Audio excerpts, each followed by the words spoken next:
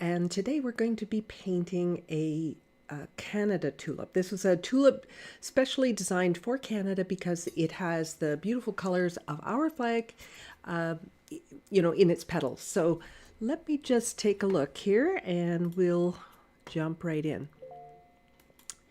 So I'm going to be working on a piece of Fabriano Artistico today. This one's a cold press. The size is, the paper's 9 by 11, but my finished painting's going to end up being 8 by 10. You know what? I usually pick standard sizes so that I can actually find a frame if it turns out really nice. So I've already pre-drawn this.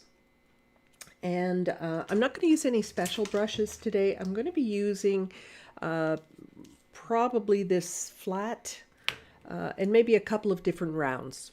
Okay, these are just synthetic brushes. I'm not using any special kind, but I'm going to be using some paper towel, 2 water containers, and I want to be using artist quality paints so that I get the good rich color.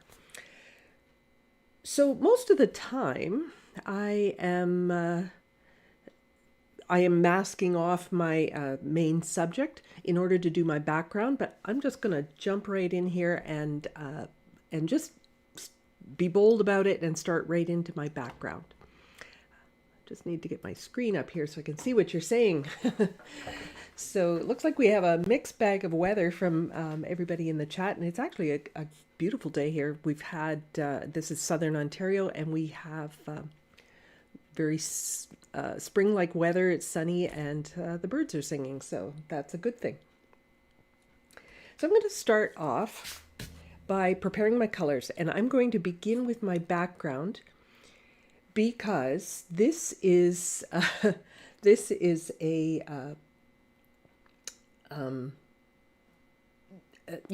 something that I'm going to be using very wet. I will usually try to get the wet stuff out of the way first. So I know I'm going to need, if I'm looking at my reference picture here, there'll be a little bit of what you can see on the ground in this garden, but mostly green. So I want a variety of greens. So I'm going to use some of the green that I was using for a demo last night. But this is Aureolin. Right, I'm going to take a good dollop of that. And I'm going to make this puddle fluid, but I want lots and lots of color in it. Yes, I am deviating from arches. Yeah, I usually do use arches or arch papers, but today I'm using the Fabriano. I happen to pick some up on a good bargain, so that's what I'm using today. Actually, it was another artist who was selling their work, selling their paper. I'm not sure what reasons were, but they were selling their paper, and so I picked it up at a good deal. Actually, I have a page on my website that has all kinds of sources for materials. One of which I didn't list on there, and it's Marketplace, Facebook Marketplace.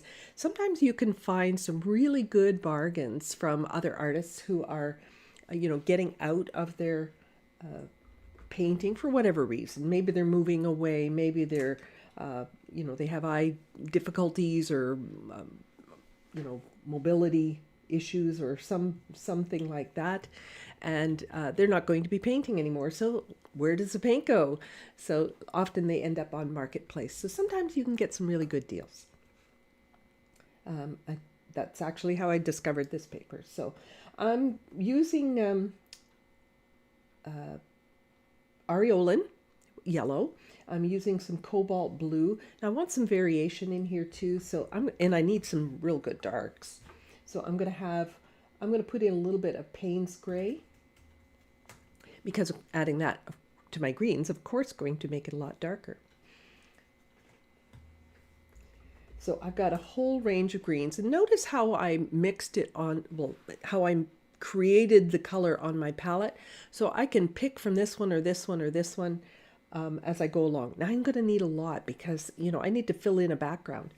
So when I think I have enough paint, I'm going to make more. That's almost a given that you're going to run out of color. One of the reasons that we're going to run out of color quickly is because I want to do this background on dry paper. Why dry? Because my color will come out richer and I won't have to do it twice. That will make everything much fresher as I'm painting this. So I want to make sure that I'm getting, one application, if at all possible. Just because of the space that I have here on my palette, I may not be able to mix enough. I may have to still mix on the fly, but I'll do the best I can.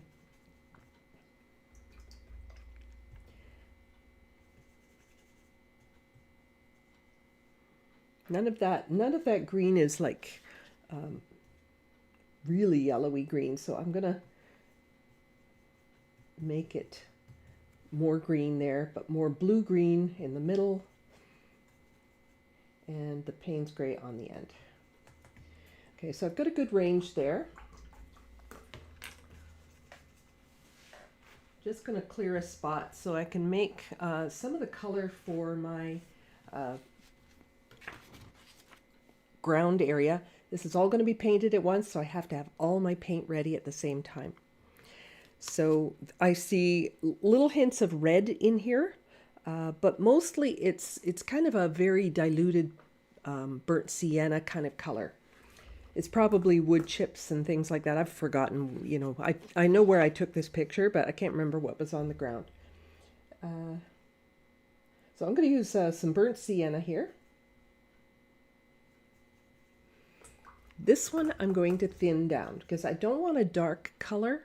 Of course, if I use it full strength, I will cover up a lot of the white paper and then I won't have my dark color. I already have, a big puddle of red here. So this is a permanent rose that I've got on here. Okay, so I've got a lot of colors here. Rinse out my brush really well. And one good thing about using making use of this stem is I've got a place where I can start on this side of the stem and work my way around and end up here. So I don't have to actually join the background, which is actually very helpful. So I can start here at the edge of this leaf at the bottom. So that's what I'm going to do. I am not going to worry about making my background clear. I actually want it out of focus so that the viewer can see just the tulip. So in order to do this, I need to make sure that my paint is fluid and that I just put one wet color next to another wet color, same consistency, not one drier and one wetter, but same wetness level for both colors, whether it's a diluted color or a richly pigmented color. I want to try and get them about the same so that it doesn't, the wet color doesn't push away at the drier color. All right, so I'm going to use, what's this? Number 12 round brush for this. And I'm going to start with the lighter color because it is lighter. And there's a little bit of red in it, so take a deep breath, and here we go. So once I start, I can't stop. All right, so I may not be able to see a lot of your comments for a minute because I really have to focus, so I won't be able to answer that, but let me just, okay. All right, here we go. So I'm going to start with some of my, now that, I think that's probably a little bit strong, even though I know watercolor will dry lighter, so I'm going to just wet it a little bit. I'll pick up some green, and right next to that I'm going to put my bold green stem or plant or whatever in there. We need some more areas of reddish color, so I'm going to just come in here with some of that reddish background, more of the burnt sienna.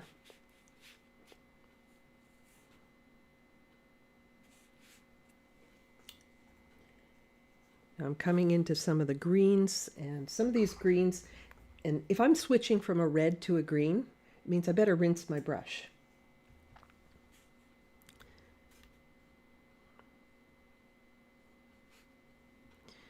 Just a shape. I'm not trying to make a leaf, not trying to do anything like that.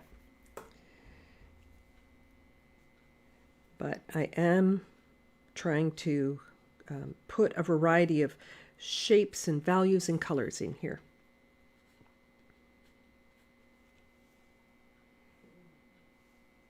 There's a dark green in here. Let's put that in right now while it's wet. I can't wait for things to dry, so I have to sort of keep moving along.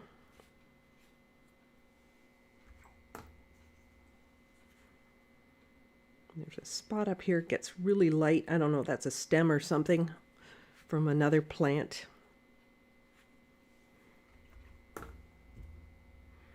And I may not be putting things in the exact same place. I can actually plan this so that, you know, if I have a light area on my tulip, I can deliberately put something dark in the background to make it show up. Now I'm really loading up my brush here, and the color is really flowing so that everything sort of connects. Now the one thing you'll notice I am not doing is I am not overlapping my reds and my greens, because of course we know that that's going to just make a very dull color. Those are complementary colors. But they can touch, they can kiss, and that will make this background very cohesive and keep the colors fresher. But you do have to remember to rinse your brush between color changes. That's going to be important in order for keeping colors fresh looking. Now, I haven't got this wet enough because I need to keep things wet enough so that the paint will flow together and soften up those edges. If I'm too pokey and too slow about this, I probably won't get it accomplished. See, I'm already mixing up some colors here. I'm getting in some Payne's Gray into this to get a few real darks down in this corner. I actually took my photo in my editing program, and I created a little bit of a vignette, but I also edited it so that the background was a little more out of focus in my actual photo, because I wanted to paint it that way. So I went ahead and did that because I have the ability to do that on my computer, and I can edit things. So now I'm switching to a lighter green.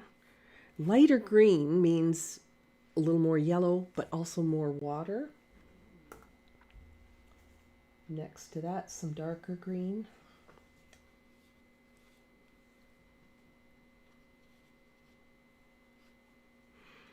Trying to make the shapes not too definite, right? I really don't want to make a strong statement in my background. I need this kind of stuff for context, but not for precision, okay? There's going to be just enough of a hint of other flowers and things going on back there that this will convince the viewer of where this is located. It's not in a vase, it's actually in a garden.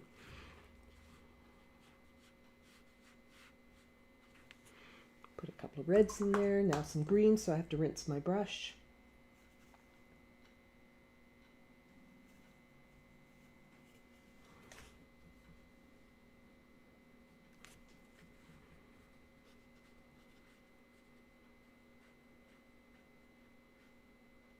I am watching the edges of my flower very carefully as I work.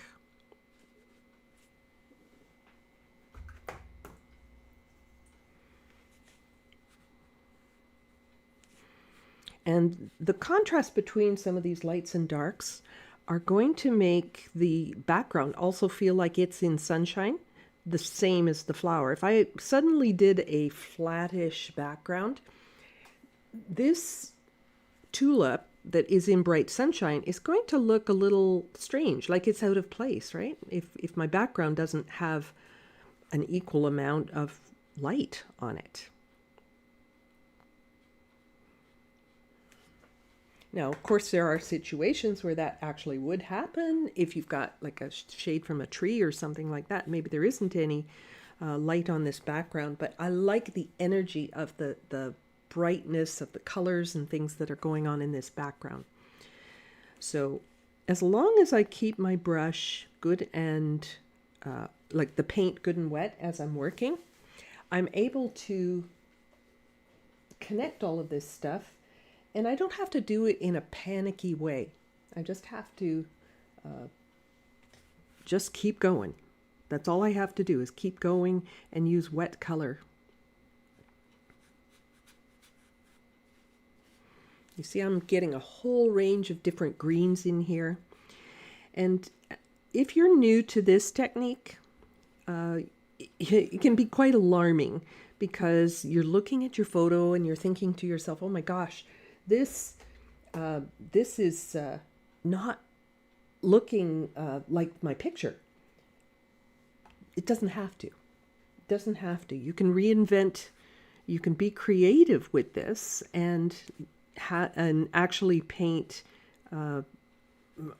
different colors or different shapes that are in there. As long as the general idea is in there, the viewer's going to figure it out. Okay, so we're getting up into a wider area. So that means I've got to load my brush, really get it full as I'm painting some of this, because it's going to really start soaking up a lot of that paint.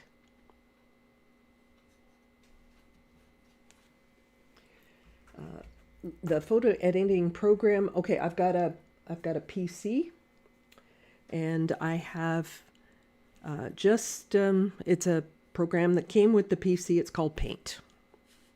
And I just went in there, isolated the background, and blurred it. I also have something similar. No, that's the one I used. That is the one I used.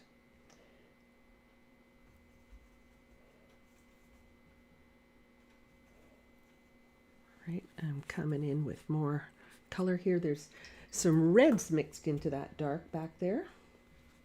So let's put in a few dashes of red. I'm not even looking at my picture really for this, just I know I want to have a few bits of red back in there, and back to my Payne's gray. Good and wet. So all the time I'm working, I am trying to keep the consistency of what's in my brush constant. Not too watery, or this is all going to run together, but I can keep it fairly constant as I'm working, and everything will kind of blur together like this. And it is such a great effect, especially for flowers. Okay, so I need to keep moving. Let's come in with my green here. I've got to connect this darker green. It is a darker green, but not as black as the Payne's gray, but it's darker, which actually really helps to accentuate how white the petals are, especially on the tips, right? So I've done that edge. Let's quickly drop more paint in there. Now, as you're working with this, and I've seen a lot of my students do this, watching them work and that sort of thing, and they're spreading out the color. That's a very difficult thing that happens, because of course what happens is it starts to dry right away. So I'm loading up the layer of paint on my paper. So I could put, I've got plenty here to spread out, but if I do that, then it will start to dry almost immediately. So I load it up. And if you're in doubt, just keep those edges wet by adding more color to the edges, and then you'll be able to continue. So I want this a little more diluted, so I'm going to use a little more water, but back into some of this darker green. If I'm switching from one green to another, I usually don't have to rinse my brush, but certainly if I'm switching to a red or a complementary color or something lighter or something like that, I'd have to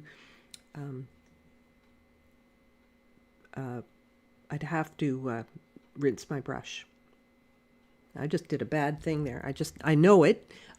I know it because I went back to an area to darken it.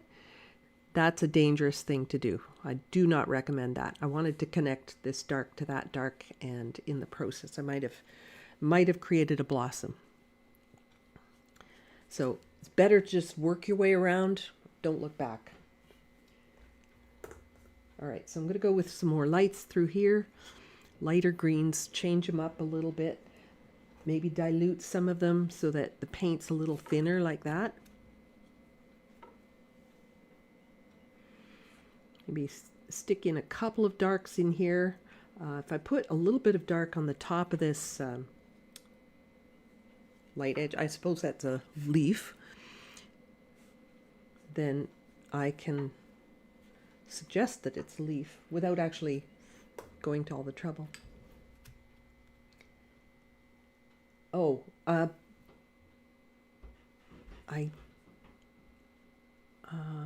have to think about how I did this, how I isolated this, because I didn't do it this morning. I did it earlier, and have to think of how I did that. Just give me a few minutes. I've got to stay focused here. So I'm coming into some of this with a little more rich color. It's almost like calligraphy, right? I'm just putting in a few marks, and just a few dashes with your brush suggests stuff going on in the background.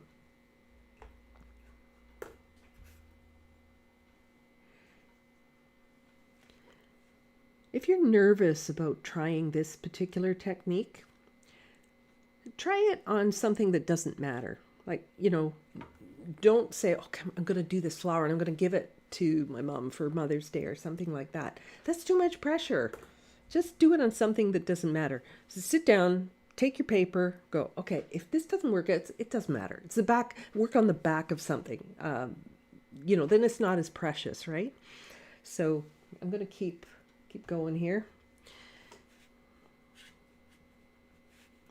A lot of kind of lighter greens and then darker greens. So I'm putting the lighter green down because it's easy to put the dark on top.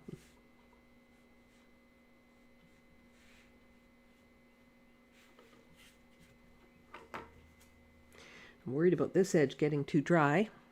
So let's get this softened up here.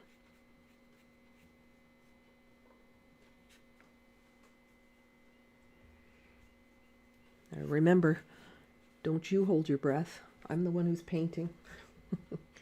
I'm going to use a little bit of red. I like to splash this red around a little bit.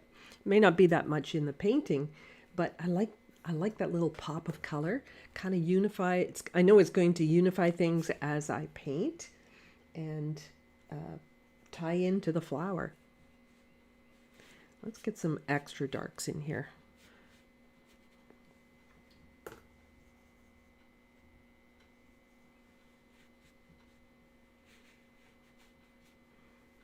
Okay, back to some lighter greens. I do a lot of brush rinsing as I'm going along here. You see how I can activate that edge while it's still wet? If I get a blossom or something like that in the background, and I'm not talking about a flower blossom, a paint blossom, it'll be fine. Sometimes if you get a blossom, maybe splash some around, make it look like you meant it. You can get some really surprising results sometimes, and get happy accidents. But honestly, I usually just leave any blossoms that happen. I don't worry about it. It's the background. Right now it feels like the most important thing because it's the thing we're painting. But the most important thing is going to be the flower. So, I got some nice blue-green in there. I like that. Okay, let's go back to a little more yellow-green. The parts of the leaf that are in the sun are going to be a little bit more yellow-green.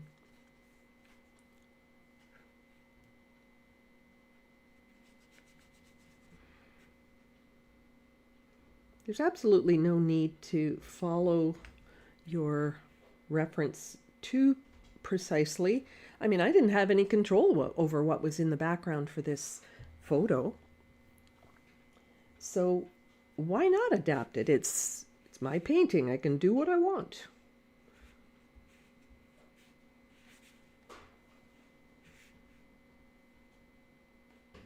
I could have put a little bit of that background color in there, I suppose. Let's put some here instead.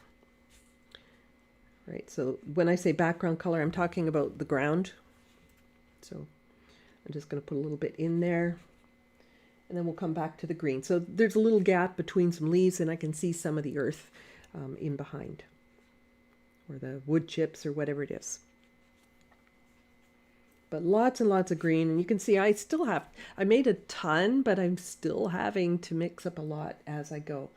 So I highly recommend you soften up your color before you begin, because if you're trying to mix a lot of color and your wells are dry, that's not going to work. So soften them up, get them wet 10-15 minutes or so before you tackle this, and then you'll have gooey paint, almost like it's right out of the tube. And that's important because that gooey paint is what is going to give you the richness. Let's get some real good darks in here.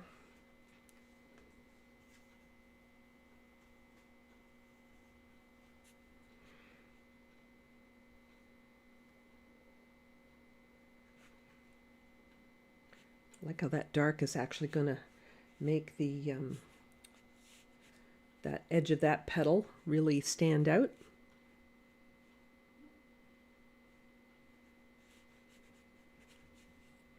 So I'm thinking ahead to, what's going to happen on the flower. I'm not ignoring that. Let's get into some of this wood chip stuff in the bottom.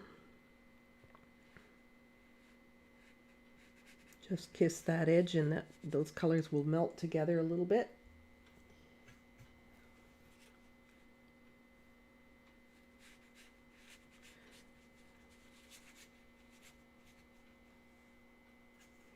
I'm going to grab some of this, a little bit of burnt sienna mixed with some Payne's Gray over here, which makes it kind of brown.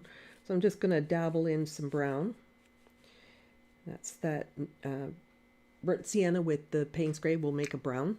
So that's what I can sort of get that illusion of the wood chips in there. And rinse my brush because I'm back to green.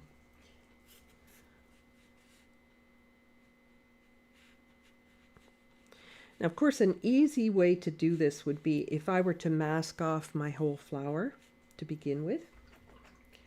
That would be a quick remedy to working around this shape.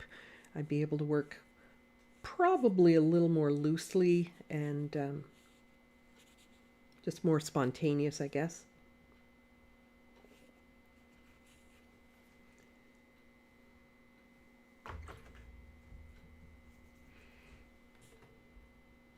Back to my wood chip color. But I got to be fast. I got to get it in there before this green dries. So the big secret here, put enough color down in the first place. My wood chip color is burnt sienna. Just really diluted.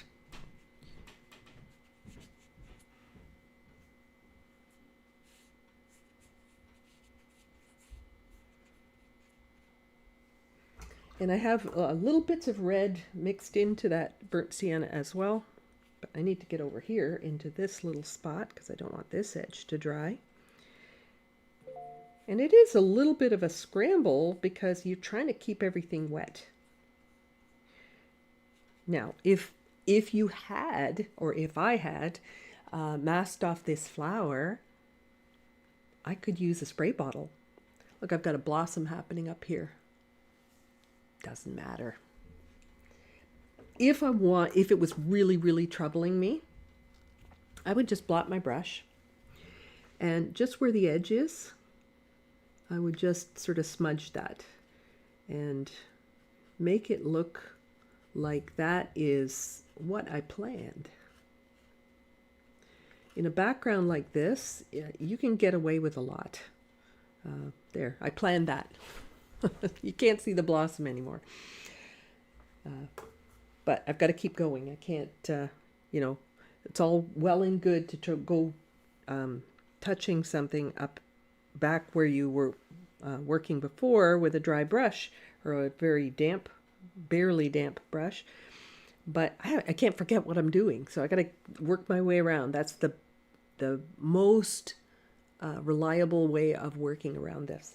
Let's get some more of those browns going on in here and a few more darks. So this is all wet right now, so I, have a minute while this is still wet.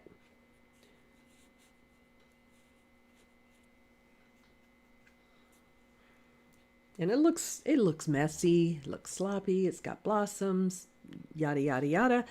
And it won't matter. It's really not going to matter. Let's get a few more darks in here.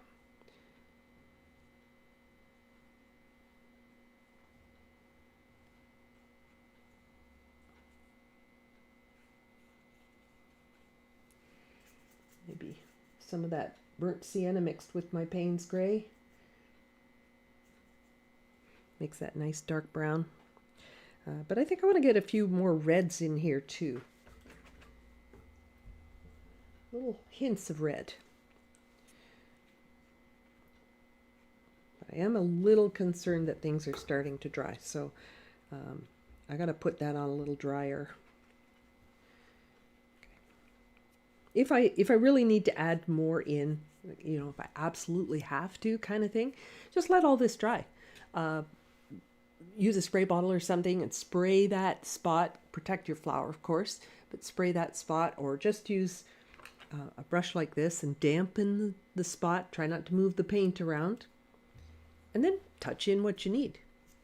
And I'll do that down here just to show you what I mean.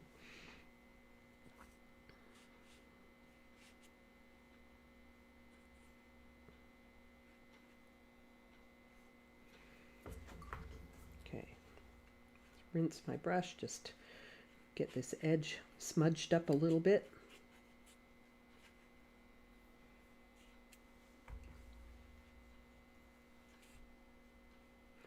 All right, well, that's what I've got. I've got this really dark spot right here. It's jumping out at me, so I do need to add a little bit more here and there. Now, as I'm drying this, I will look back at some of the questions. How do I isolate the background in Paint app? Oh, pardon me. It's not the Paint app. It's like when you open up the photo, there's an edit button, and then there's a background remover in my program.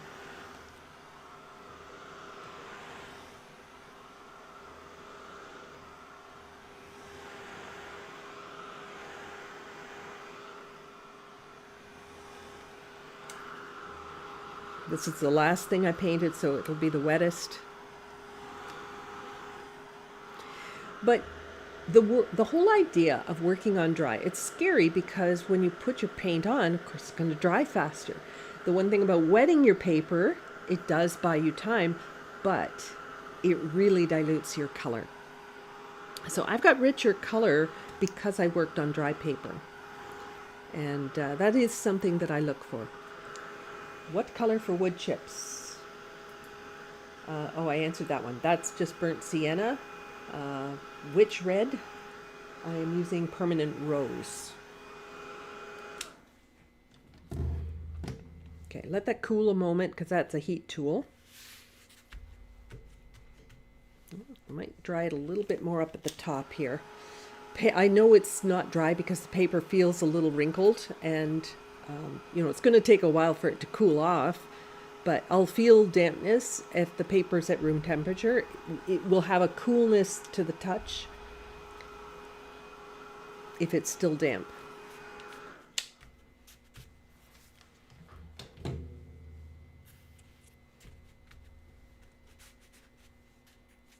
There we go. Okay. So I've determined that, yep, this one's really, really dark, and maybe I want to get a few other areas dark in here. So how am I going to go about that? I was bold. I went around and I've got a little, just kind of abstract shapes and colors in here. So if I want, let's talk about this area right down in here. If I want to get a little bit more color in that particular spot, I'm going to just take this flat brush here and I'm going to add water, and I'm not brushing around the paint much. That would be a very risky thing to do, because if I brush it around too much, all the colors will start melting together. So I did dry it so that it'll set, but I could reactivate it again. So let's just get a nice little bit of shine on here as if the paper were wet. And I do need to wet this because if I worked on dry the way I did originally, there's no wet colors next door to it to melt into the color that I want to put on. So I can't really, I won't be able to get further than that. So this is as far as it goes. Now you can see maybe some of those colors started to melt together a bit. I want to show you the shine. Do you see that little bit of shine on there? That gives me something to work into without actually creating any hard edges. So I'm going to take that Payne's Gray, which was this really dark color here, and I'm going to find a few places where I can really punch that color so that I've got a little more balance in my background. Maybe this shape here.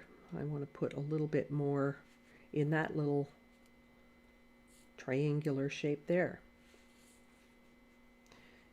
Even some little hints at details down here. All right, so let's put a little bit here.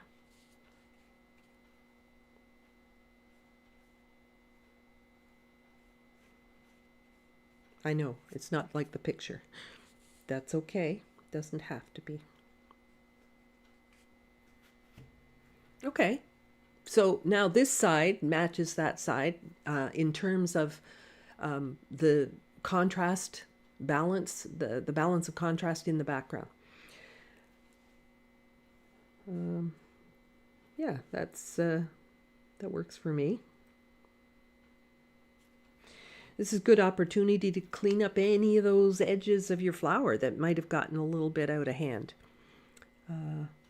But I think I'd like to do a little bit more maybe up in here, and I don't think I need too much over here. But let's dampen this.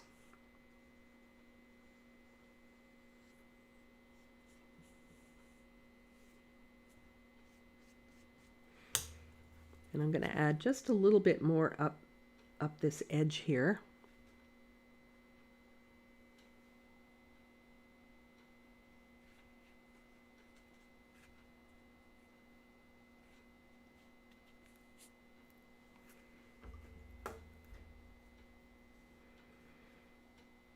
So I'm no longer painting specific things in the background. I'm just painting these abstract shapes, trying to make, I'm looking at the painting at this point and trying to decide, okay, what do I need to make this all work together? What would look good to help balance this?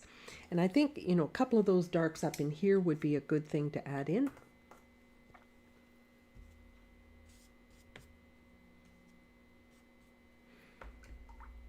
So, damp brush. Very gently, barely touching the paper. I'm not brushing around the paint a lot, because if I do that, I'm going to really make a mess. I've got greens and reds all together here. That could be dangerous. So I'm using very, very light touch.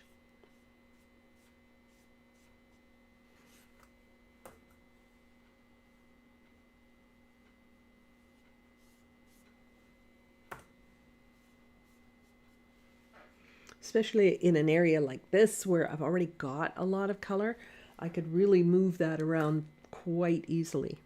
So I can get it wet and it won't move, but if I brush it, it will.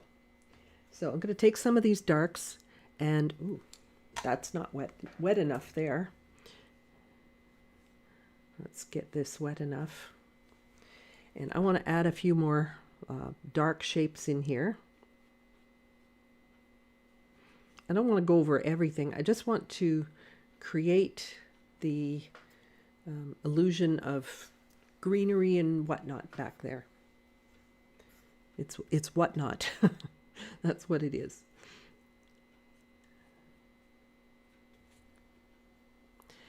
And right over here, I think I'd like to put a little bit more dark right in here.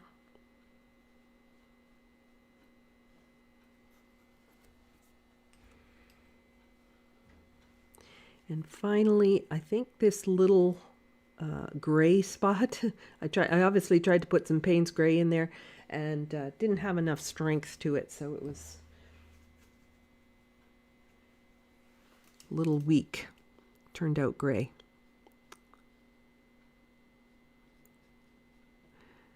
All right, how about that little spot there? Okay, little more balanced, I think.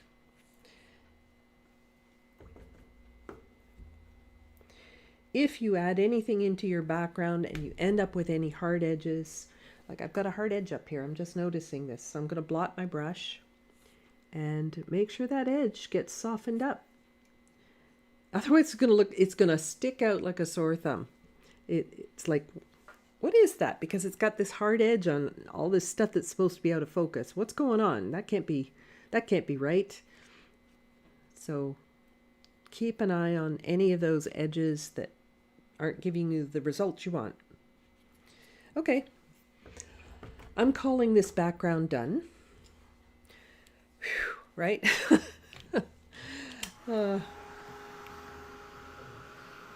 tangled up here.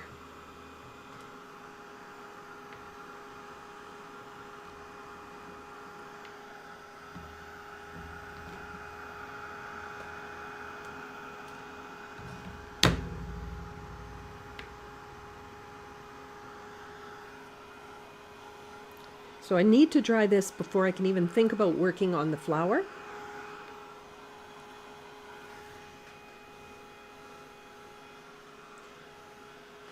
So I'm going to dry this until it's flat. I do have a little spot here that bothers me because it's just a little spot that I missed. So I may have to come in and do a little touch up in a spot or two. Look at those lightened up again. But they still are stronger than they were initially.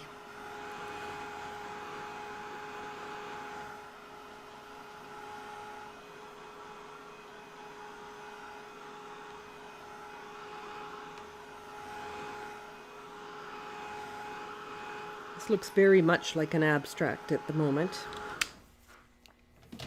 Now, while that's cooling down, I need to clear a spot because now I'm going to be getting into my tulip, and I'm going to need to get rid of a lot of that green. Actually, before I get rid of all the green, maybe I should be applying my stems. So, my stem and my leaf that's right behind it are kind of an olive green, so I'm going to use, I'll use the same areolin.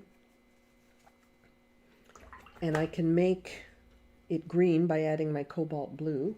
And there's a lot of ways you can arrive at this this color. You could use other yellows, other blues, and so on. But the idea here is that you need, if you add a little of the complement, it will become more olive.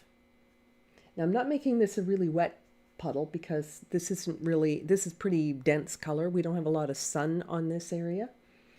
But you can see adding that little bit of red, just a little being the operative word, will create a little bit more olive. Now I could just paint it in this olive color, but then it would be flat as anything. So I have to be thinking, well, what can I do to make this look a little bit more round? You know, that pardon me, that stem is tubular, and the leaf is curled a little bit. So I'm going to start off with, okay, it could be a little bit more blue, I guess. So I'm going to start off on this side, just doing the leaf.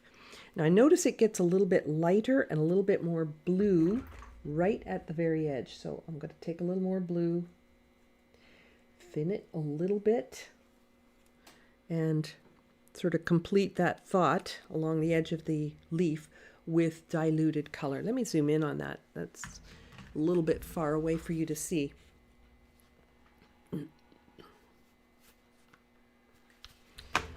Okay, so now this little spot here, you see a little bit of a highlight. There is a little bit of light as that leaf is curled. There's a little bit of light. So I'm just going to leave that white for the moment. I'm going to continue with this coloring. I'm ignoring the stem because I do want a crisp edge there. And this starts to get quite a bit darker on the right hand side. So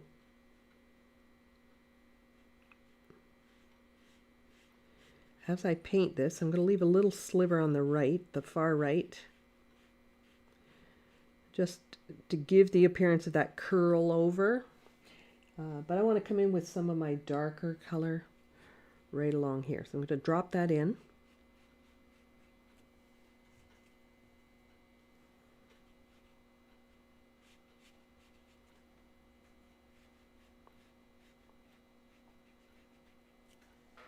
See, that starts to make that look a little bit curled.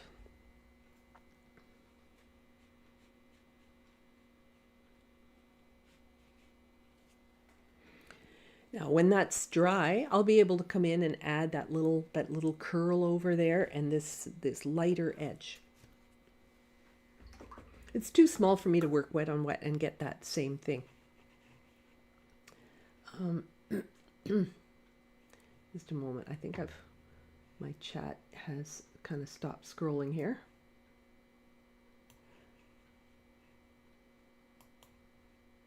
Oh, no, it hasn't. Okay, I thought maybe I missed a question. Oh, I'm seeing one though. Janice is asking, which editing program do I use? Yes, we were talking about that. The editing program that I use. Oh, I did mention that. I just opened up the photo in I just double click the photo on my Windows 11, and there's an edit button, and there's a background remover there. You have to hit the edit button first though, so you'll find it, and then it allows you to put a vignette or do a number of different things to it. I've got this little bit of white here. I'm just going to paint that in red so it doesn't stand out so much. And let's dry this so that I don't have to wait for paint to dry.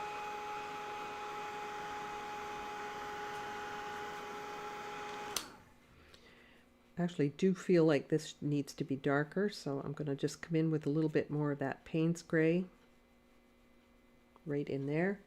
Rinse my brush and blot and soften that to blend that in. Okay, that feels a little stronger now, and try that.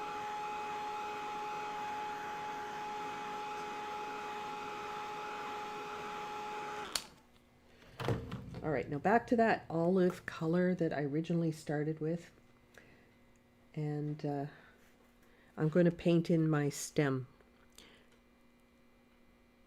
So as I paint in my stem, I want to keep it a little lighter than that leaf behind for the moment, so a little more diluted.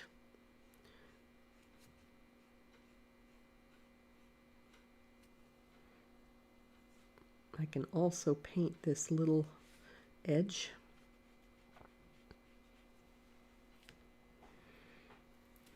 But now, part way in the middle of this, I can put something darker, and that makes that feel rounder, right? So if I put, your tendency is to want to make your edges dark, but often with things that are cylindrical, you get too much fill-in light from behind or from around these things.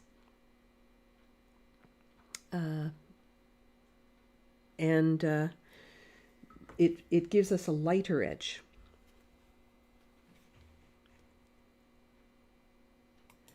I'm very quiet today.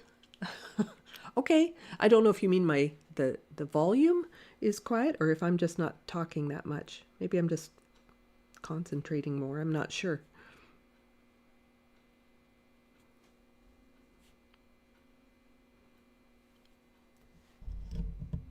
My mic is up as high as it goes. So let's go a little stronger in that middle. Now, is that if I'm adding into a wet color and I don't want it to spread out too much, what I need to do is make sure that my brush isn't really wet. So I'm blotting. You can, oh, I'm zoomed in too much. You can't see me blotting.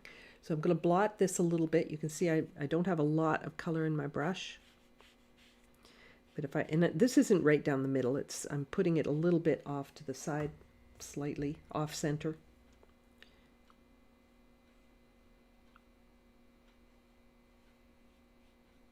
And that feels round now. Yeah, it's not quite like the photo, but I'm trying to achieve a look here, and this is going to help me to create that roundness and separate it a little bit from that leaf in the background. So, oh, maybe I need to move my mic a little closer. I don't want to get it in the way of the camera, though. Maybe I'm talking quieter. Let's try that. Yep, it's at max. It's on max on my computer and on my mic, so I don't know. I'll try and talk louder. Maybe I'm just mumbling today. But, okay, so I'm going to go with a little bit more blue-green for this little bit here. And it's definitely more diluted because I want it to look like it's in the light. So it needs to be a paler color. Now there's a little teeny tiny triangle in there that I left behind. And I'm just going to paint Payne's Gray in that spot.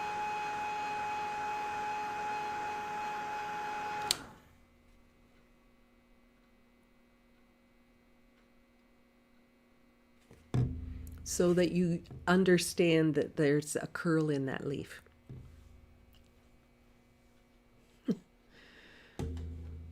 All right, so I've got the stem and the leaf done. Let's zoom out again. Because we're going to move on to the tulip. Yeah, I'm all on screen, so I want to clear this area here on my palette so that I've got a clean workspace. So important. If you are going to be painting a white flower, you definitely want a clean palette. Don't think I need any of this green anymore. More paper towel.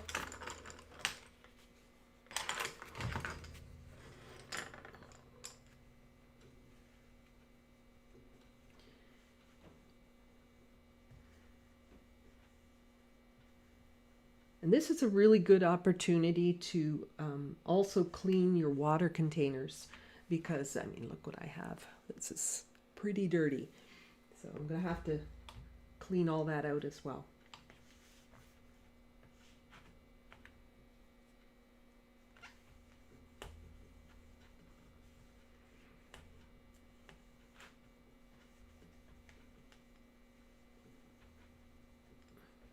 I'm leaving most of this red because it's still clean fresh red, and I'll be able to use that.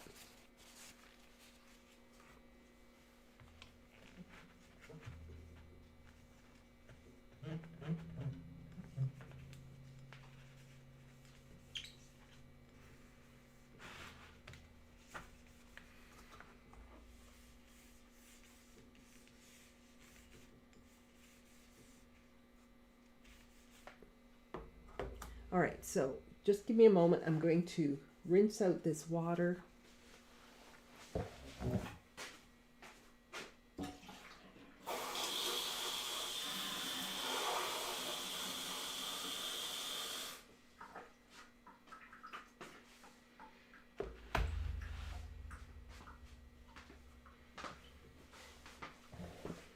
Okay, I've got some on my painting, so we'll just blot that off.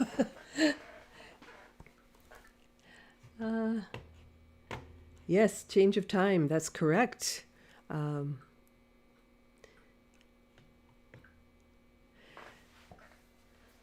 Yes, we are now on daylight savings time. So I did mention it in my last video, but of course, if you didn't see that, you might not have remembered. But we are on daylight savings time here in Toronto area. And all right, so let's take a look at this flower now. And you can see the printout is quite dull compared to, you know, the reference picture over here in the top left. And I want to utilize some of the color that I see in shadows here. So in here, for example, the shadow's a little bit pink. It's kind of a dull pink, but it's, you know, it's a little bit pink. Whereas here, it's a little bit more blue, purple kind of color, that sort of thing. And those are the sort of subtle differences that I'm looking for. And of course, we have that gorgeous yellowy center. And so I want to be able to ignore, if I can, the red areas while I'm painting this. I can paint these petals and then add the red on top because the red is so much darker. The red will also follow the same shading as the form shadows as the tulip itself. So it'll be fine. I'm not going, you know, if I put a dull color in here and then I put a much richer red color, it's not going to dull that red color because there's not going to be enough underneath to really affect it. So let's talk about the form of the shadow first. You know, these shades in here, because they're not pure white. There's a couple of areas that I will leave pure white paper. Easier to see in that picture than in the printout, but I will be looking at the online picture, and it is much brighter here, much brighter here, for example, and there's, you know, maybe a few little spots in here that are going to be very light. So I want to keep that white paper. My tendency is that when I'm looking at a reference photo, that I'm looking for good sunshine, good shadows, because that helps me to create the form a lot better. Otherwise, if you've got a white flower in the shade and you don't have the strong shadows, how are you painting that? How do you paint that to make it look like it's a three-dimensional thing? You need shadow. So having one in sunshine is, I mean, it just looks more dynamic as a painting, in my opinion, but it as a watercolor, it just makes it easier to do and looks great. So another blotting towel there, and I think I'll zoom out just a little bit so you can see when I blot my brush, because when I blot my brush is kind of an important thing. So for this, I'm going to stick with this number 12 round. I will continue to work on dry paper, but I'm going to make some of my color mixes first of all. So I'm going to take this, this is permanent rose, and I'm going to make that pretty diluted. Now, because I'm working on white, this is different from my background where I wanted the rich color. I want very soft color now. So I'm using permanent rose. To be consistent, I'm going to be still using some cobalt blue. I think that picked up maybe a little bit of yellow in it, but I'm going to use some of this aureolin as well. Okay, now I could have picked a different yellow. Like when I'm looking at my picture, you know, it looks like a warmer yellow, maybe than this aureolin. And I can adjust this. I can add a little blue to it, make it a little more green, or I can add a little red to it and make it a little bit more golden, orange type of color if I want to. So, and the same goes for each of these colors. If I want my blue a little bit more purple, I can, you know, add a little more, a little less red to it, but just add a little bit and that sort of thing. So when you are making your color mixes, and I was talking about this in a workshop I was doing last week, it's like baking a cake. Not every ingredient in your recipe is 1 cup. Sometimes it's a cup of this and a teaspoon of that. And I want to treat your color mixes the same way. It's not, everything isn't 50-50. Beginners tend to want to go like, oh, lots of this and lots of that. And it's not always a 50-50 split. Sometimes it's just a teaspoon. So if you hear me mention the word teaspoon, that's what I'm referring to. All right, so I'm going to create a little bit of a warmer, like I don't want a pure blue here. So I'm going to put a little red into it, make it just slightly purple, just slightly. So it's still very blue, but it's a warmer blue. Quite diluted. You can see in my palette, it's like very watery.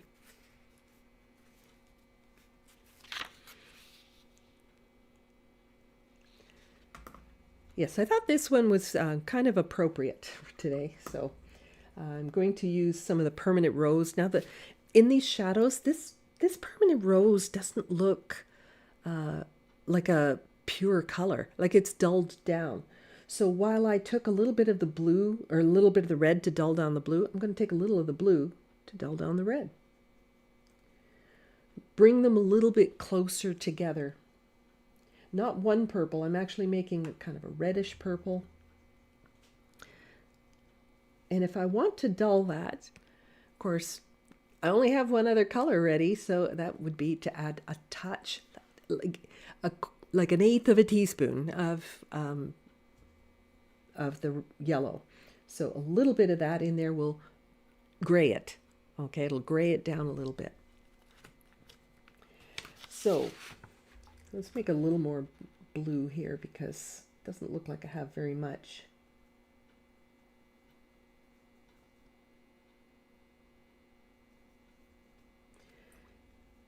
Lots and lots of water here. On white paper, a little bit of color will make a difference. So, okay, here we go. I'm looking at not only color change, but value change. So this is lighter here. It's more blue up in here, and then it gets more red and darker as it comes down. So one petal at a time. That's how I'm going to work. If there's a fold over on the end of the petal, I'm going to skip that. And I can ignore the red for the time being.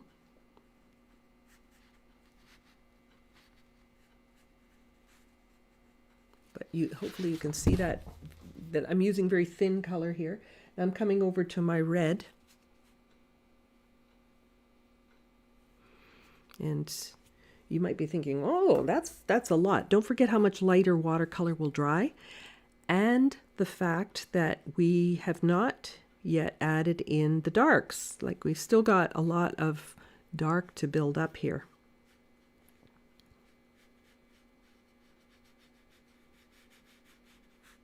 I'm going around another petal here, the one that's in front.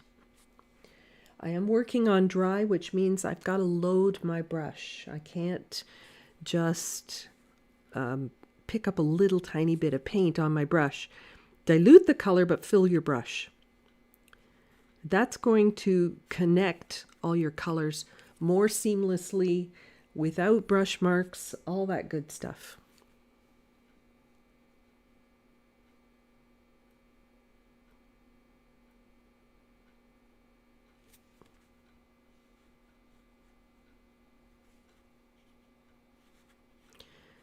Now, there might be a ruffle in the petal. That's where you can come in with some of that blue and make those ruffles.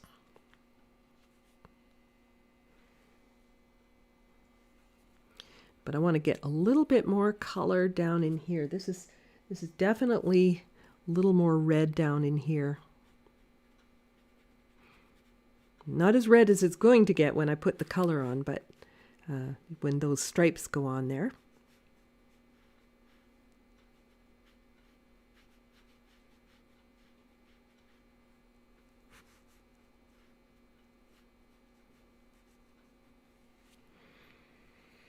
Okay, one petal done. I can't work next to it, obviously, because things are still wet, but I can find another petal that doesn't touch that. So why don't I do this one in front? All right, so I'm ignoring the stripes, and I'm looking, okay, so there's some blue there, and I want to keep a little bit of the white of the paper, and it's definitely more blue purplish here. And unlike this one, where it gets darker at the bottom, this one gets lighter at the bottom. Almost a little yellow. I'm almost detecting a little bit of yellow in there. And that would be perfectly fine to add in. It will help make even more continuity in your painting. So, back to my very diluted blue mix. And I'm looking at my photo constantly just so I don't get carried away and put things in the wrong place. But and then there's a change of direction. Like these stripes, let me zoom in a bit. Okay, those stripes are coming downward, and you can see how wet that color is.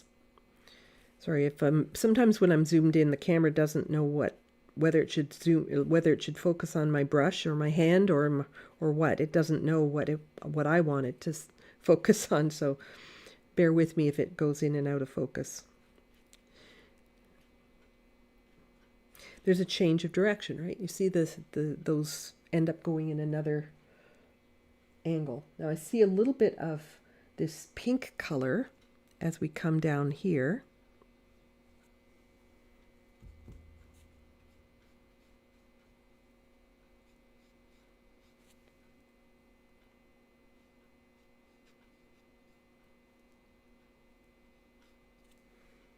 Picking up a little more pink.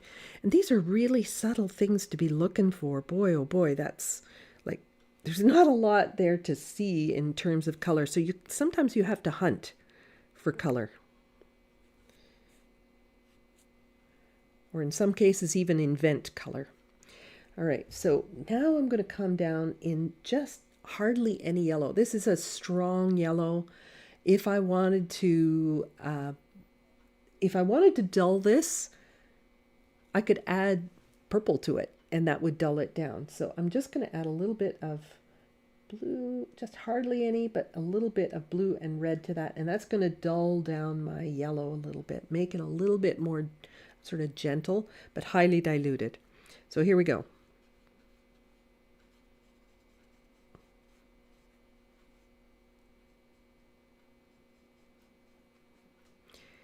And then, okay, it comes over to there.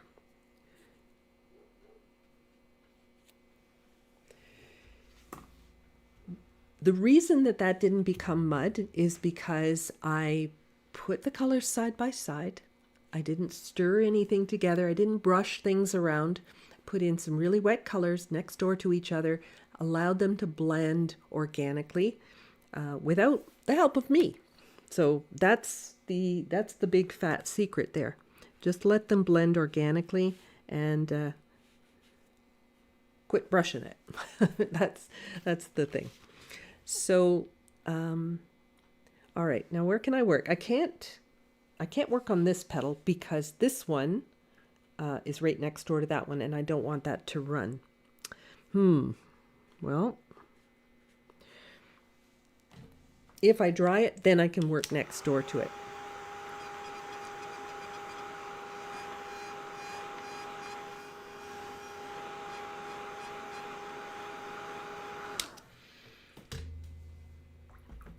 Working with primary colors and allowing them to blend on the paper is definitely going to give you a much more glowing kind of flower, as opposed to mixing all these colors to create a gray to make all my shadows. There's a huge difference, especially in watercolor, when you're doing this. So there's a lot of sort of lighter, whiter paper in this petal right here.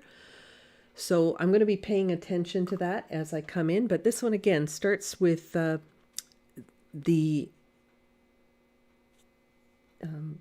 little bit more bluish purple as I come up into here.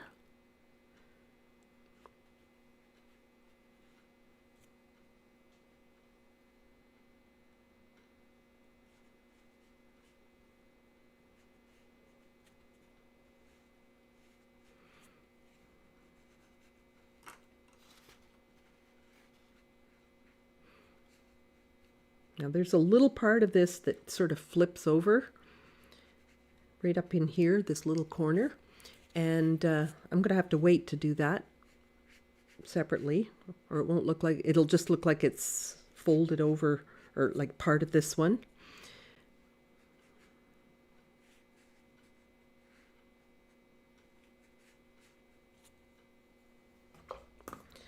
Now I'm going to soften an edge here. I blotted and I've rinsed and blotted my brush, I should say. And I'm just coming in to soften up this edge a little bit. And at the bottom of this petal, I would say that that's a little bit pink, a little bit pinker towards the bottom of that petal.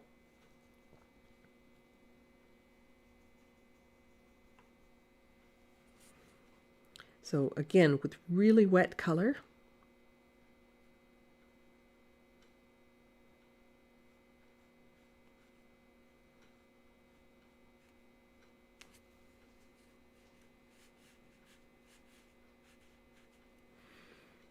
Rinse and blot so that I can soften this edge. And whenever I'm softening an edge, I'm coming at it from the clean side, not laying my brush in the paint and pulling it out, but I'm coming at it, towards it, with my brush,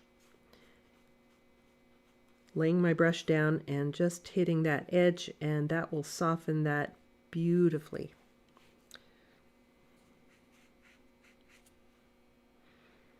All right, so if I get all of these done, and I think to myself that, oh gosh, I need to darken that a little bit more, it's just a matter of repeat these steps. Okay, so I pretty much left a light edge there, but I can maybe work on this outer edge here. This one's definitely white, quite white, but as it comes down to the side of the tulip here, it gets a little darker and a little bluer, a little blue purple. So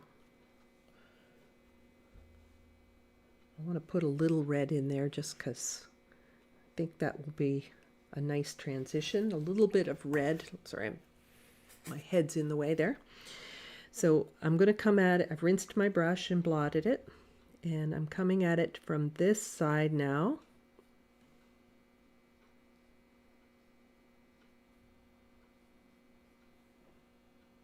To soften that.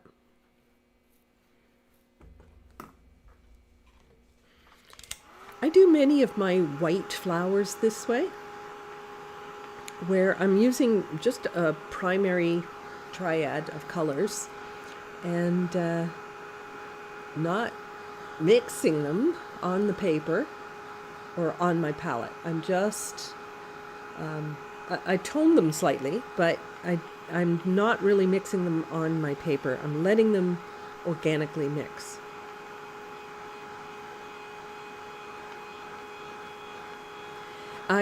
Julia's asking, am I working flat or at a slight angle? I am working flat. If I'm trying to do a really wet wash and I want things to flow, I would definitely be angling my paper. I want to tackle this larger, the inner part of this. Now this one starts to include the center area. So just zooming out slightly. Okay, so this is the part I'm looking at here. Now a lot of this is actually covered with the red, which I will add later. But it's this center area down here that I want to keep nice, clean, fresh color, okay? It's not going to stay that way. Parts of it aren't going to stay that way at least. But down here I want nice, fresh color. I want this yellow to look really vivid. So I'm going to start off vivid and then I will dull it down. So let's take some of this yellow, and it's this stamen right in the front that's really nice and bright. But it does, all this yellow comes right down into the core here.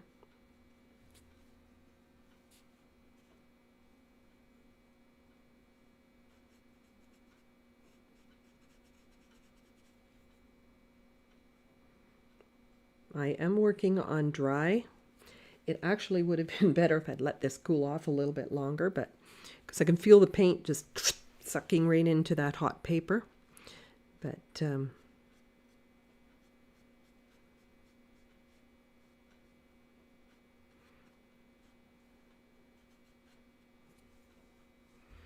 now I really don't want to have those lines on there, so I will soften the outer edges of this.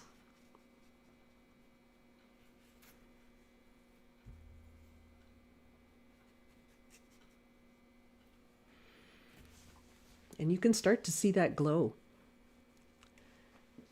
Thank you, Eldred.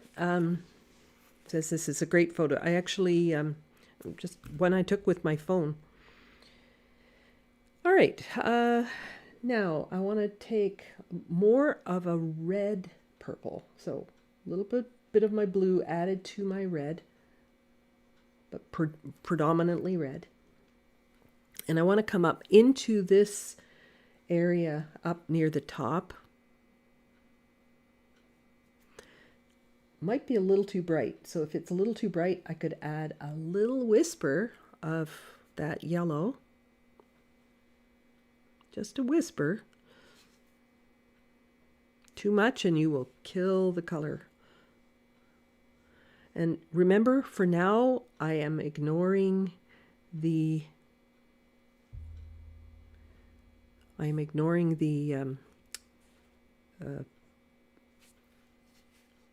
sorry, I got distracted there because I realized I missed a line. I'm ignoring the pattern of the leaf petal. I'll be okay. I have had no coffee today, just saying.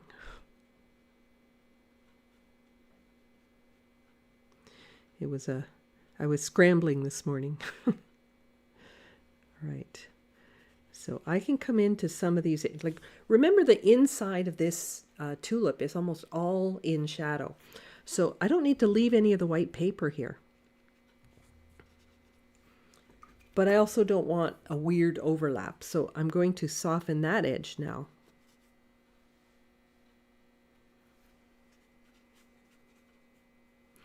All right, so here's where I missed drawing a line. Okay, there's a petal that comes down to, that's where the end of the petal is.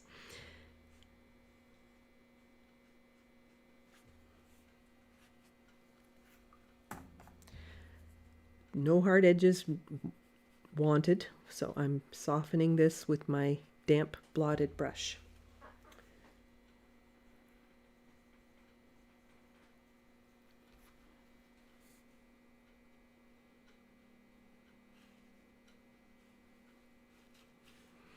If I get it a little darker there, I feel the curl of that petal just a little bit more.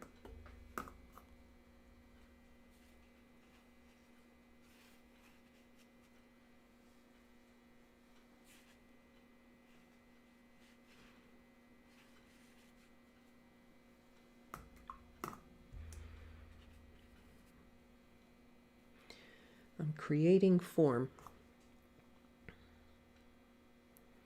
All right, let's dry this. I don't want to keep playing with that because I will start to make brush marks if I play with it.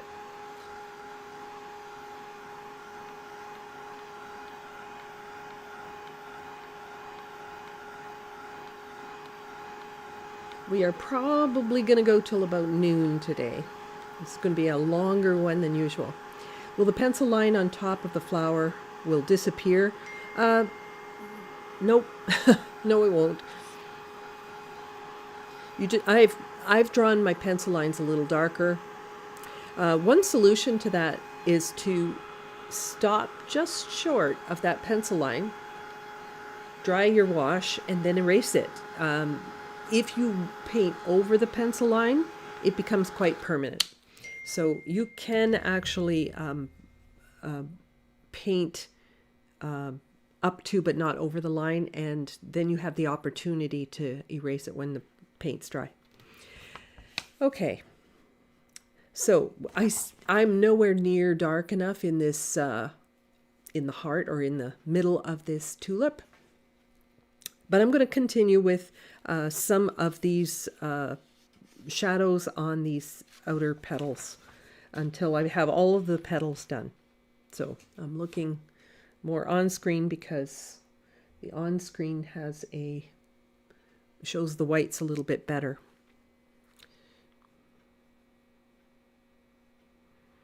So if you print out your image to paint from, you will find that like a printed out on regular copy paper is definitely going to be more dull in the end.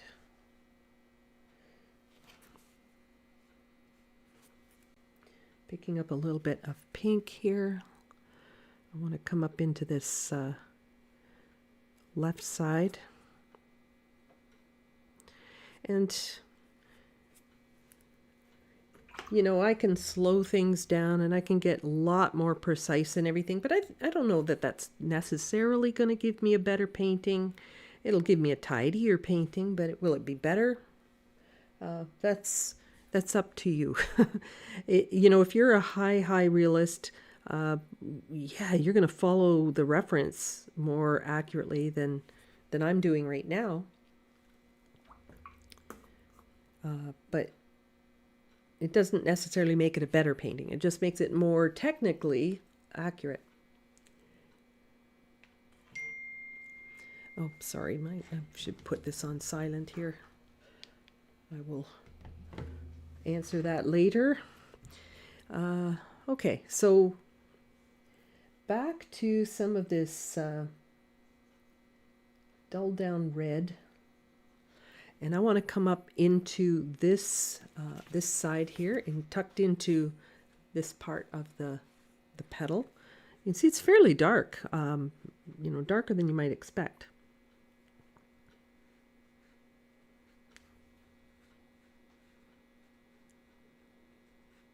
And this is one of those fold overs. You know, it's the inside right next to what you see on the outside sort of thing. And so it's a very small section, but quite important.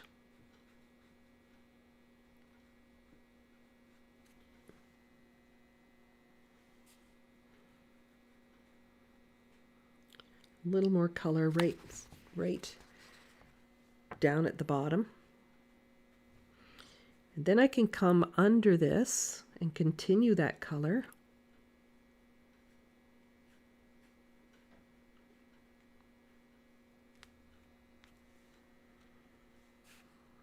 A little bit more purple, I think. I've got it a little bit too red, so I'm just going to make it a little bit more purple.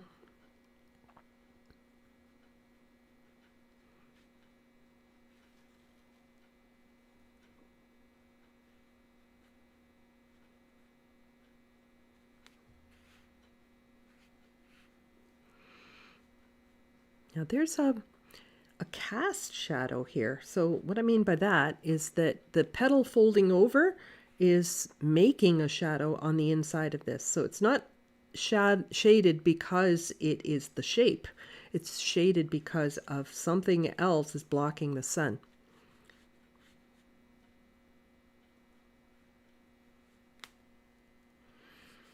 Then there's another one right here.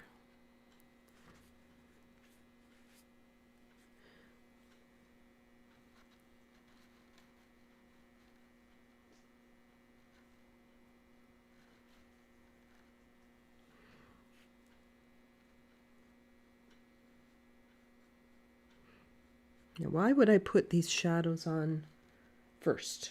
Why wouldn't I paint the red on first and then put the shadows on? Mainly because these are lighter. Even though they're shadows, they are lighter than the red stripes. And if I try to paint over a red stripe with brilliant color, boy, that's going to run. So work light to dark.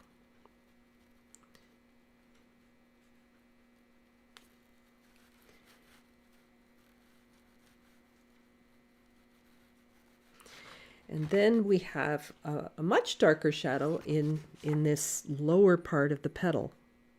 Now I'm ignoring the red. I'm looking only at the shadow at this point.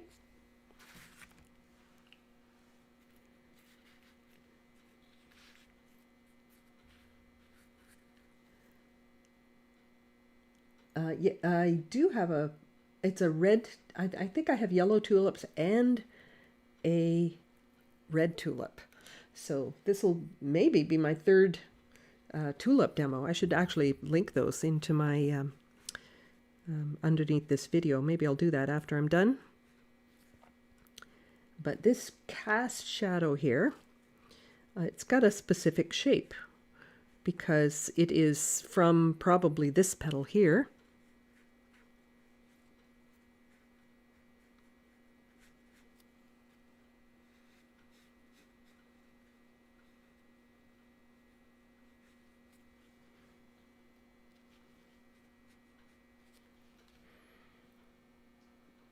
Okay, that might be one of the strongest shadows so far. I'm almost have all the petals done here, but I've got this one under here. It's definitely more pink. So this one under here.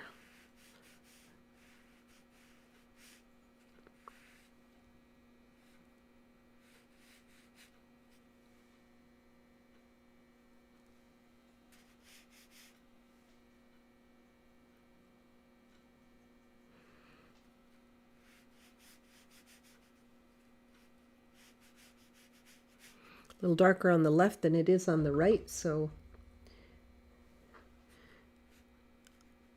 I'm going to switch to a little bit more blue on the right and make it more diluted. Right, so you see that it goes from a deeper red to a lighter blue here.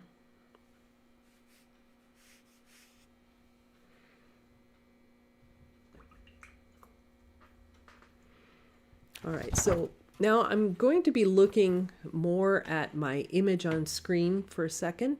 I'm going to zoom in on it just so I can see it a little bit better. So when I'm looking at the middle of the tulip, this is yellow, but it's a dull down yellow. It's not bright anymore. So I'm going to like right in the I don't know if you can see my cursor, maybe you can't, but right in the middle of the flower around that one stamen that's in the sun, it looks a little green, right? The actual part of the stamen is actually kind of green, but the yellow on the petal itself is really just more of a dull yellow. At least that's how I'm seeing it. All right, let's get around this middle part here. See, in my printout, this doesn't look so green. But around this petal, or the stamen, or the pistil, I guess this yellow part in the middle would be called the pistil. So I'm going to take a little bit of that cobalt blue, mix it with my yellow. Now that makes a very bright green, which I don't want a bright green. I want it green, but I don't want it a bright green because it's not in the sun. So, of course, the only other option I have is to add a little red. So that will dull it slightly. Now I still need this quite diluted. And I'm going to go around that one main pistil.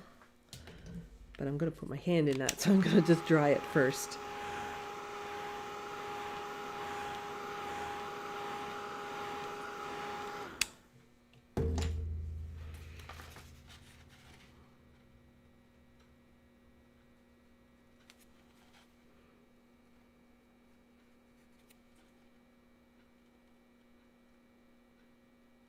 And I have to work carefully around the petal in front, of course.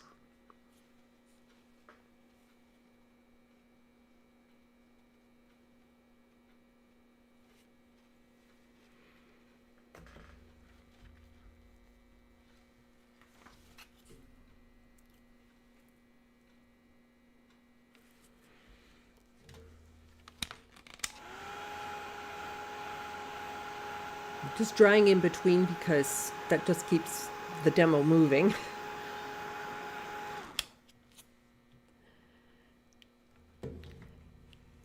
Shading with shading yellows can be very tricky. You know, if you try, you know what, practice painting a lemon or a yellow tulip or something like that. You'll often find that the shadows will either lean towards a green or towards like an orange. At least that's my experience. If you make it too gray, like if you put too much blue in it, like too much purple in it or something like that, it really will get dull. So although I do want to have a yellow, getting rid of my green on my palette here. So if I want to have a nice yellow for the center, I'm coming in with stronger color here.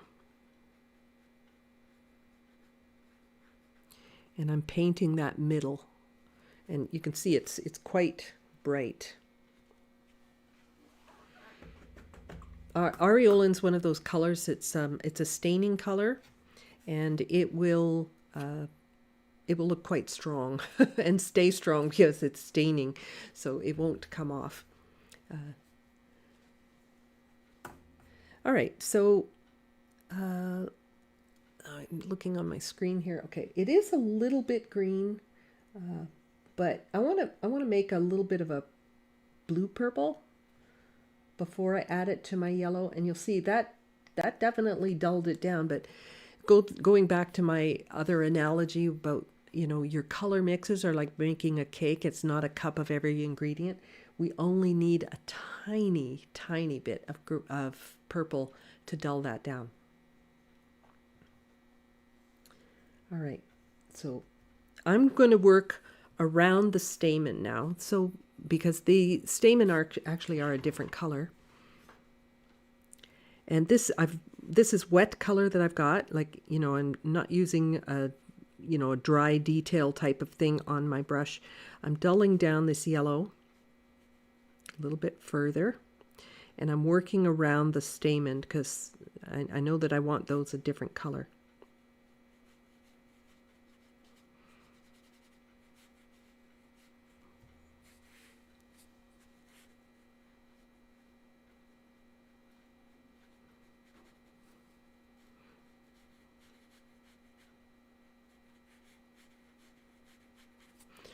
Once again, I want to soften that upper edge.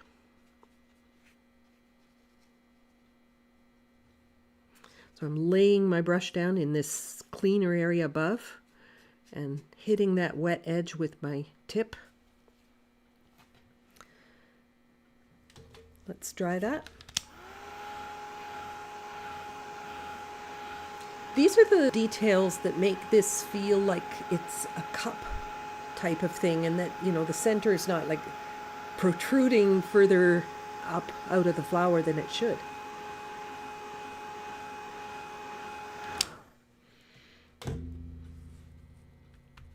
Okay, cool down.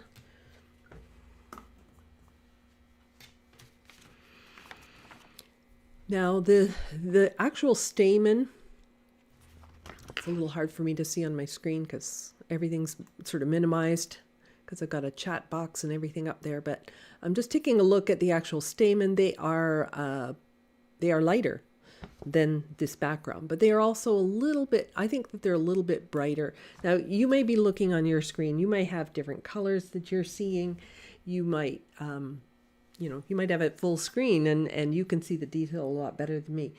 But like my stem, I wasn't really concerned about it I wasn't as concerned about making it identical to the picture. I'm more concerned about creating the shape I want. So I want these little stamen to look cylindrical. So I'm using the brighter yellow and I'm going down the middle where the actual stem is.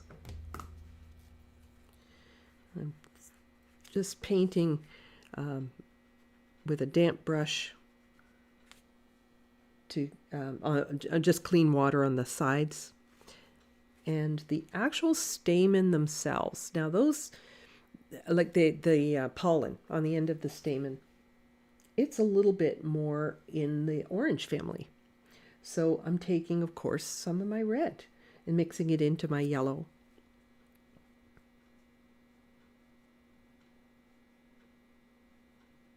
And I will paint the pollen areas with this little bit more orange color.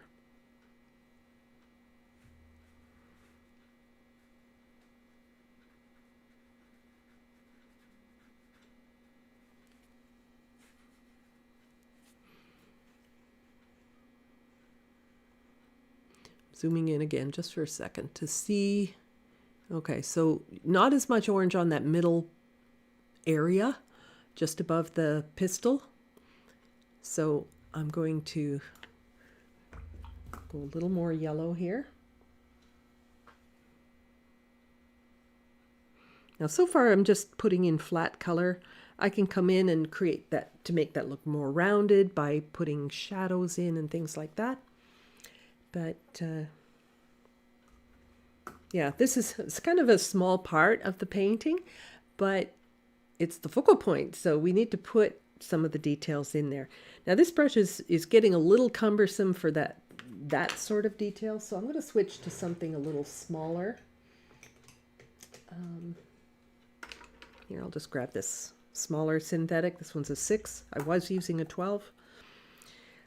And now I want to start creating the idea of some form in here now. So to do that, I'm taking either my orangey yellow or my greenish yellow. So I'm going to use orangey yellow at the moment, and I'm coming along this side. I feel like it's got a side. Otherwise it just looked flat up until then.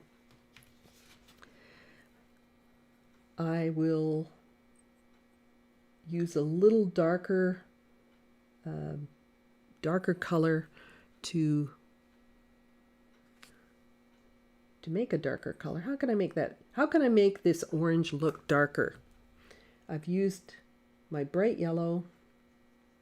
I've used some red. Still doesn't look any darker than what I have on my paper, so I add blue. So blue will make it look more brown.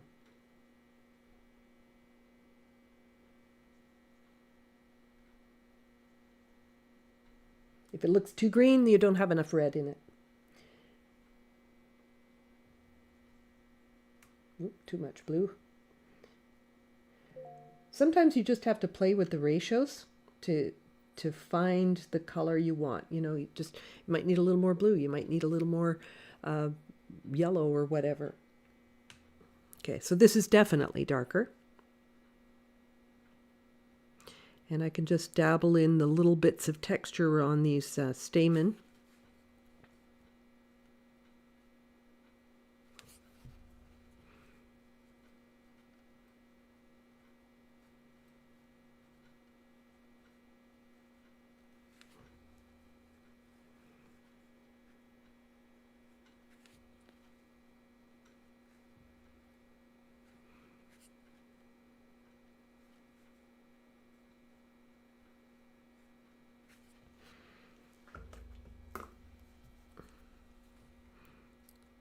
Okay, I'm just going to dabble in blot because this one looks just a little too strong.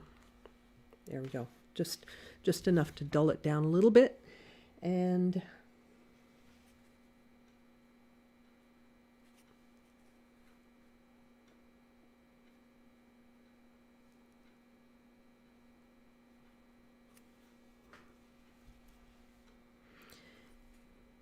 a little shadow maybe on the front of this. Now this is getting, you know, pretty picky here, but this is the star of the show here. So I want to go back to my greenish yellow and build up the darker area around the pistil, which is larger. So, you know, it's more bulbous, and so we need to have a little bit more strength of color in that area.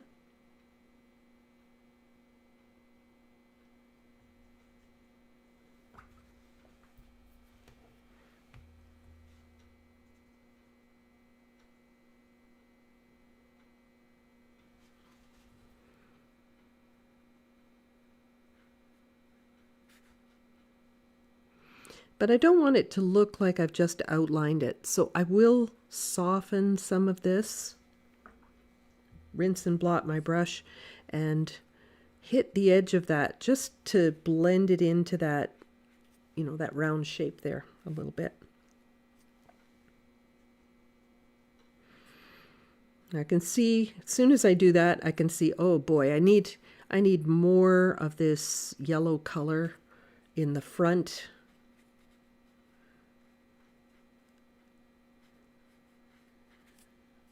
And so on.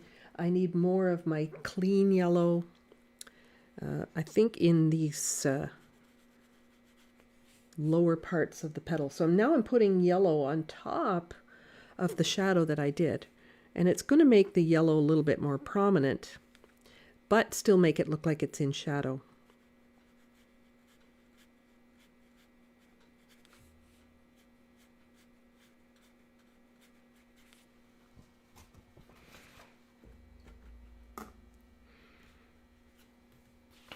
All right, I think it's time to put those stripes in.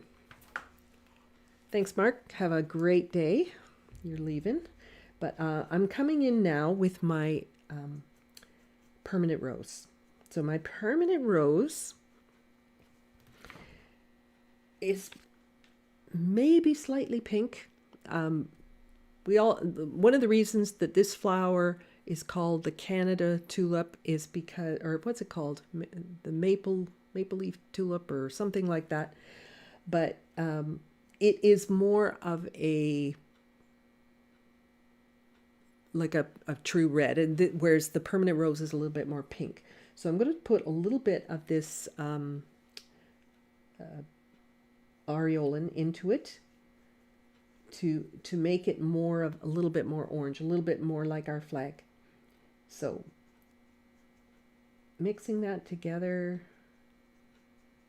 Okay, I've got a good size mix of it because I need a fair bit of it here.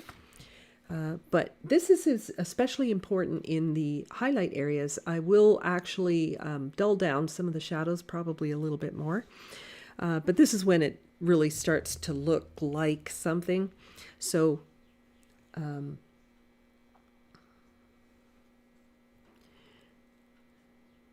here we go. Good strong color.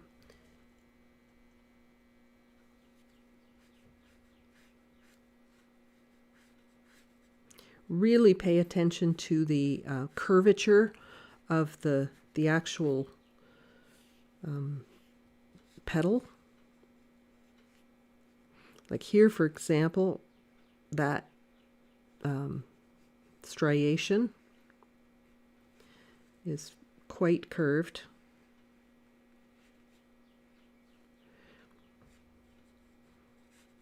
Not sure if you can hear it, but the birds are just singing like crazy here.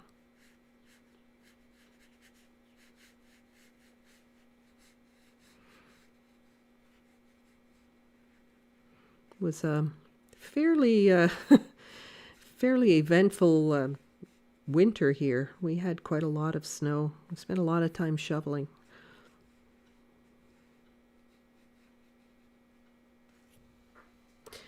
And I'm looking for, okay, where's the gaps? Where's the gaps between these patterns? And what direction do they go into? And I'm really making sure that I get that little feathery marking as I come down into the yellow.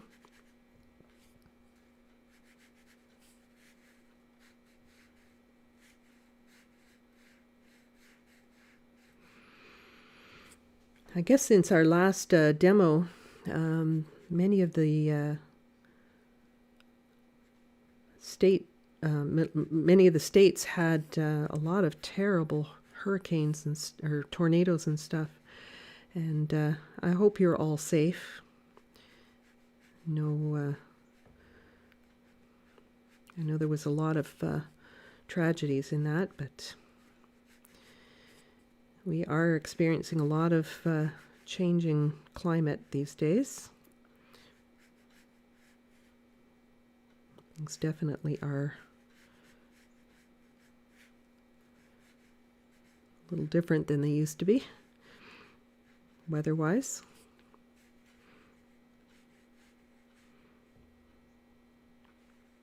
Okay, now I'm going to be starting to paint over some of the previous shadows that I put on there.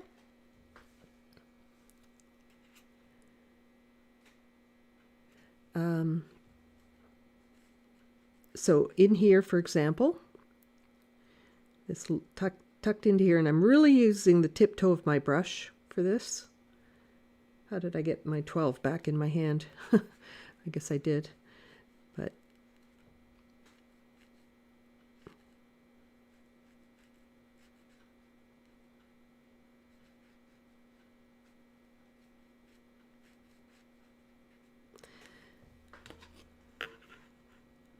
Cheryl's asking, do I find that with spring flowers that the yellows generally seem cooler than with summer flowers?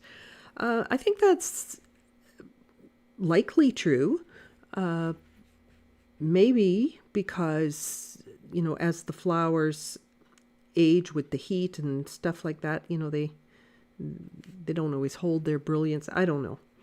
But they, yeah, I think we get everything, like the greens are more yellow and that sort of thing. So it makes sense that the yellows would be cooler. You know, we always get these really yellowy greens in the spring. I can hardly wait. Now I'm looking at the screen, and what I'm seeing, maybe if I turn off a light or two, sometimes that corrects the color, but it is looking more orange on the screen than it does in person. So, and this is because the camera doesn't really, it's trying to balance everything. It sees a lot of green. It's probably trying to balance things out. So what I'm going to do is I'm going to open up this thing in my camera to see if I can adjust that.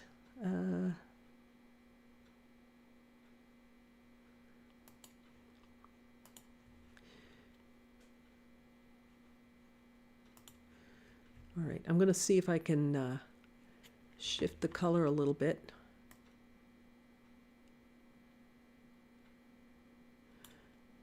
It's definitely too bright.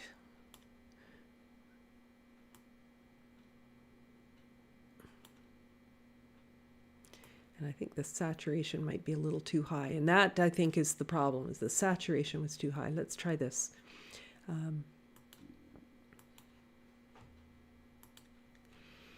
Okay, so it's a little better. It's still a little lighter, I think, than what I'm actually painting. You know, I could maybe push that just a little bit more and see if I can.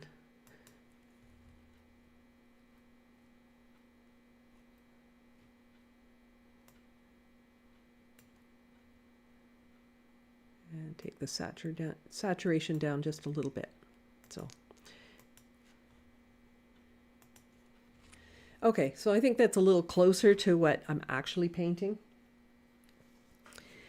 And I'm just going to press on here Now, some of the things I'm realizing, oh boy, I didn't trace that, but I'll just, I'll wing it.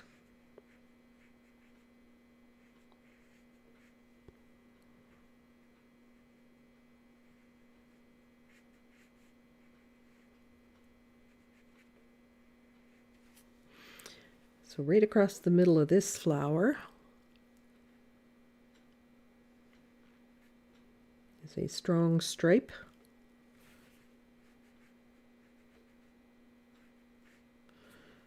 It kind of goes in a different direction than the shadow did. Because of course the pattern on the flower doesn't necessarily follow the pattern of the flower. Pattern of the shadow is often different.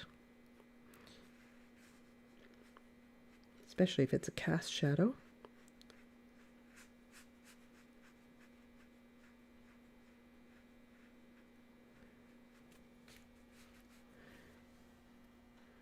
All right, and you can see the shadow through this color.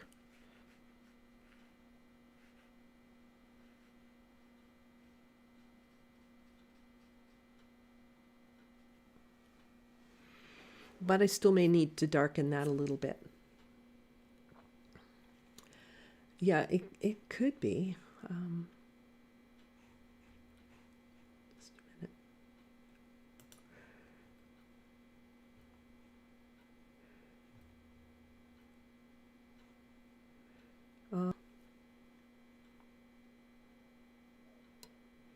Oh, I don't know. Could be. I don't know. It says my connection is strong, so I don't think it's on my end. Excellent connection, it says. So anyway, and for those of you that are, maybe having trouble with hearing me, if I sound low, it could be your player in YouTube. Check that you've got your volume not turned down in your YouTube player. So I'm coming, you see I jumped over to this other little section over here.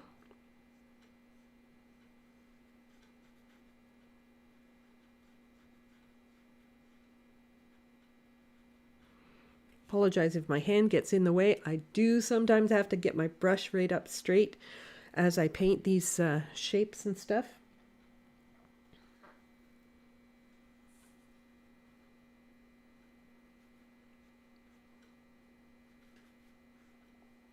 Now this one's a little funny because it starts to fade as it comes down. So I'm going to rinse my brush and just paint with dirty water here, or the little bit that's left in my brush that didn't rinse out.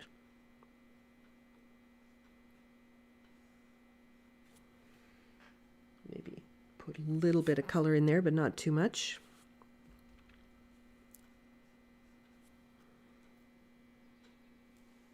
Back to my strong color. I've got a very prominent, I don't know if I put that in the right place or not. I don't think I did, but oh well. We have a shape right here.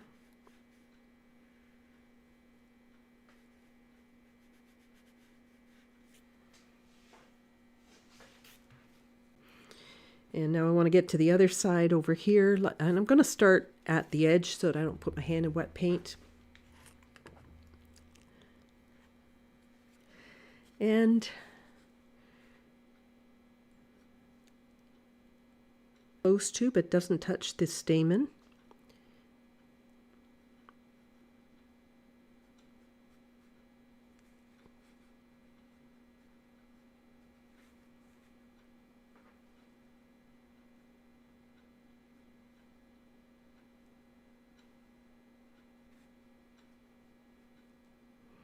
And I'm looking for the ups and downs. These, this isn't just that sort of combed look.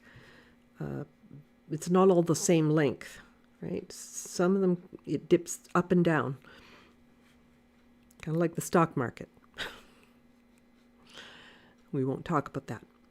So, let's just keep coming. Stronger color. I really don't want to have to do this twice, so I would like as much as possible to get the strength of my color strong enough in the first place. So I'm just adding a little bit of blue to get some of this a little bit darker. Ooh, that's a lot darker. Maybe not that much.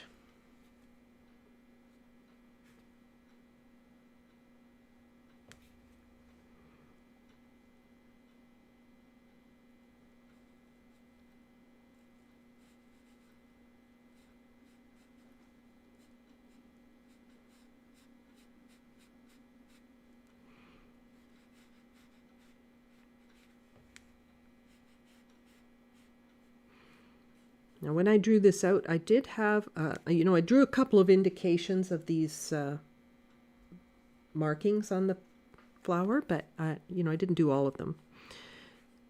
It's sometimes better, it's just to let the brush do its natural thing.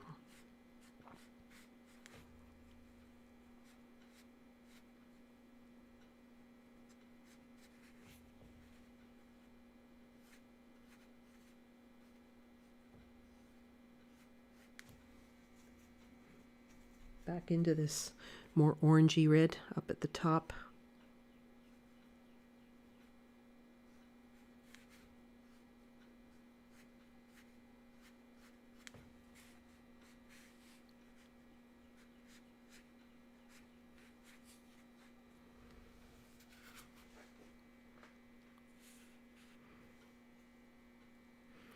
I've got, I'll wait to do that one because I don't want to put my hand in wet paint, but I'll come over here and follow this round marking here.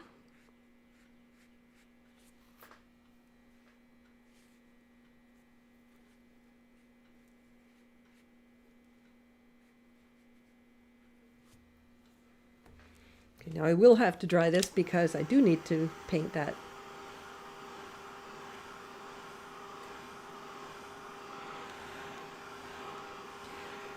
Yeah, I don't know if your neighborhood's like mine, but squirrels absolutely love tulip bulbs.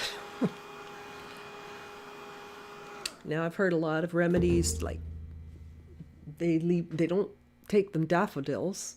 They seem to leave the daffodil bulbs alone, but the other ones, they tend to want to just dig them up and leave them on the ground. Don't know why.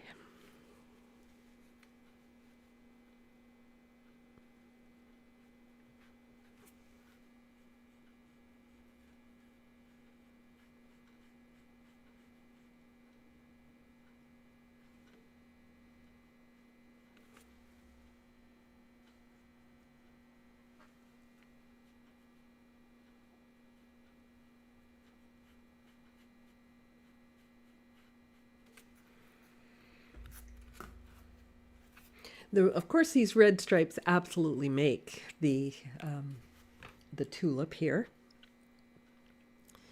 But you can see why I definitely wanted to put the shading on first. Got a little fold over here too, and I never came back to that, so that's one I'm going to have to come back to.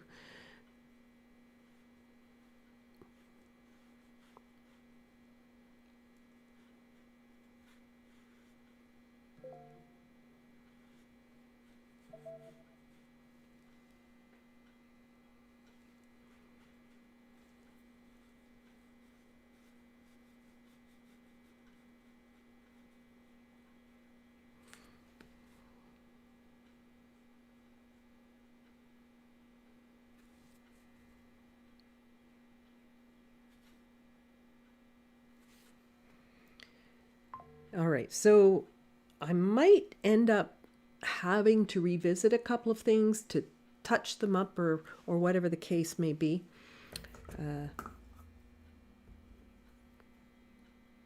But I want to just do this. I'm going to use my little brush for this little shadow right in here. It's not much. It's just a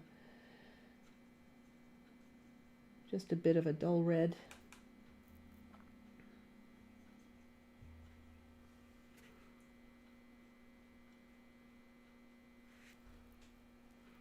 that little spot there. Now, if I do need to, with my,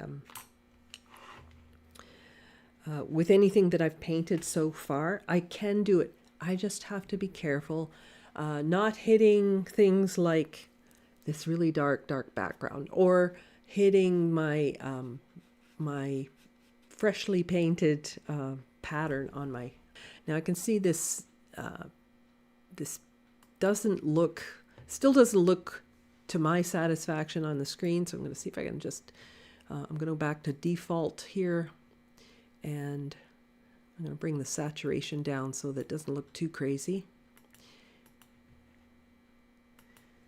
Okay, so that's a little bit closer, although the shadows aren't showing up that well. I seem to remember you putting a layer of yellow under the red when you did the red tulips. That is correct. I did do that in order to get the redness of a pure red tulip. And so, you know, I will need to, I might need to do something. That's why I added a little yellow to the red in the first place, because I didn't underpaint. The reason I didn't underpaint is because it's really tricky to make these spontaneous and then hit every mark exactly the same the next time. So I just mixed a little yellow into my red. But now when I look at this, I see, oh boy, I need to darken a few areas. You know, once you zoom out, you know, if I zoom out like this and you can see the whole picture, you can see, oh boy, the inside here, it's, you know, it needs more. And the center here, it's all blending together, right? When you zoom out, that's what you notice. So I need to come in and build more value in some of these areas. And I may have to build it in some of the subtle layers that I did in the beginning as well. But I really want to get these reds a little deeper. Not everywhere. It's actually going to start to fade a little bit as I get closer to the outside of the tulip.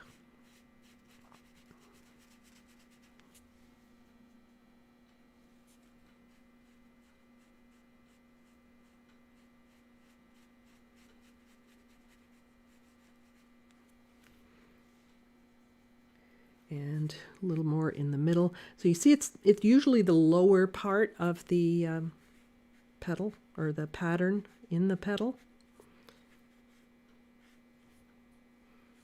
Well, this one's a long one today. It's afternoon. It's 12 o'clock here, but I'm so close to the end, I'll just keep going. So I'm going to just darken this shadow. I can see what I did underneath, so I can darken this shadow a lot more easily.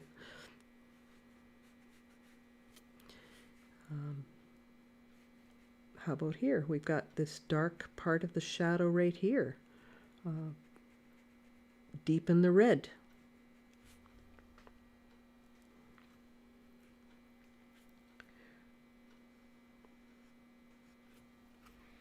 And once you start darkening some of these shadows, you get the illusion of the light a little better.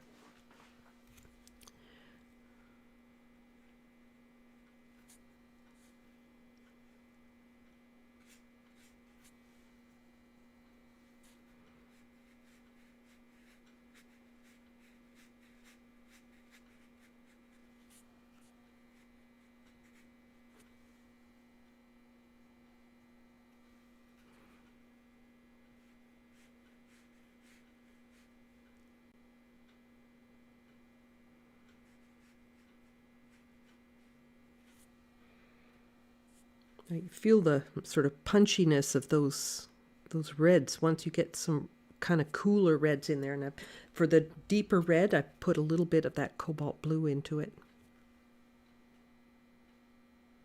Oh, I forgot a stripe on the left here.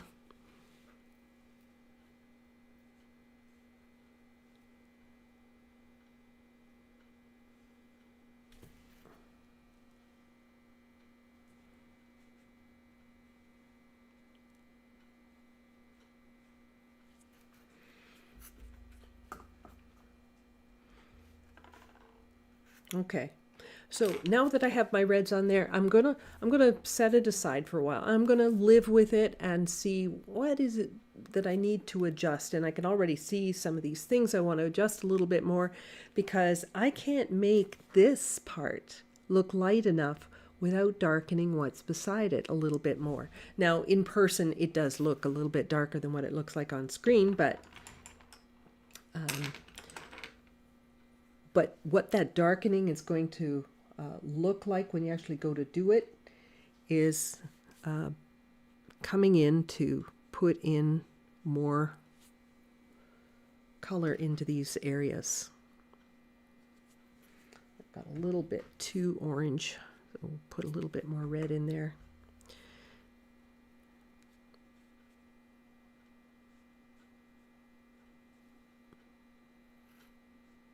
And you can see that made that light area look lighter. Now I can't just leave it like that. I have to blend this in. And I'm trying to do that without actually hitting my marking, the red marking there. But I can do it, right? If you're careful about it, yes, you can create that same sort of flow of color. Now it feels, oh, that petal's doing more of a curve like this, right? And so you can adjust any of your shadows in the same sort of way. Just don't layer new colors on top of the underlayers. So in other words, where it's bluer, you want to put more blue. Not yellow, not orange, nothing like that. You want to put more of the same color in the same place. Otherwise, you are flirting with mud, okay? And yeah, and you would come in, you would darken some of, these areas in here to really emphasize the center of this flower. So in between here, this might get a little bit darker, blend it in. And you'll see that if I darken some of these, look how the stamen actually starts showing up.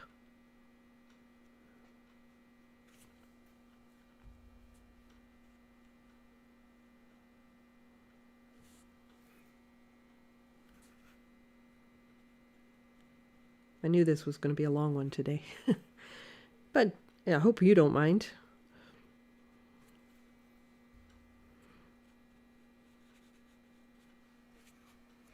All right, so now, like if I want this middle part to look brighter, I make the other things around it look not so bright. So I dull down things, make them a little darker, that sort of thing. So as I darken things around it, you can see this starting to emerge from the shadows.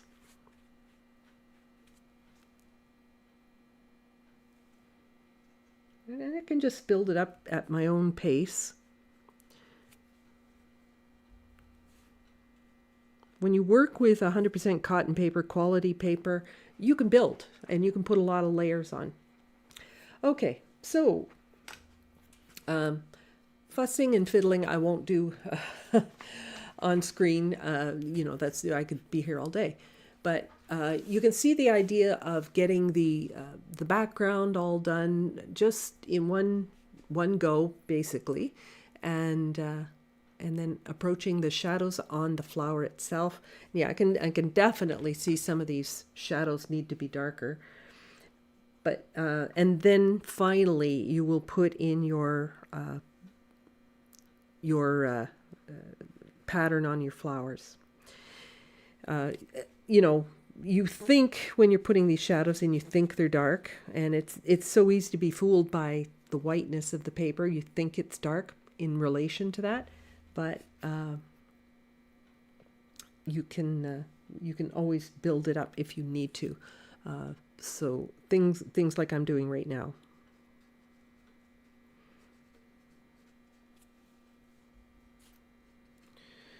Okay, so just just that as an example, I can play with this for another hour if I want to, but it's time to let you go have your lunch. And let me clear that. So I'm going to come back and I'm going to say have a wonderful week, and hopefully a nice spring day, and we'll see you next week. If you aren't a subscriber, you know what to do. And the little bell icon, that's so that you get a reminder when I go live. But I'm here every Wednesday at 10 o'clock Eastern Time. Have a wonderful week, everybody. Bye for now.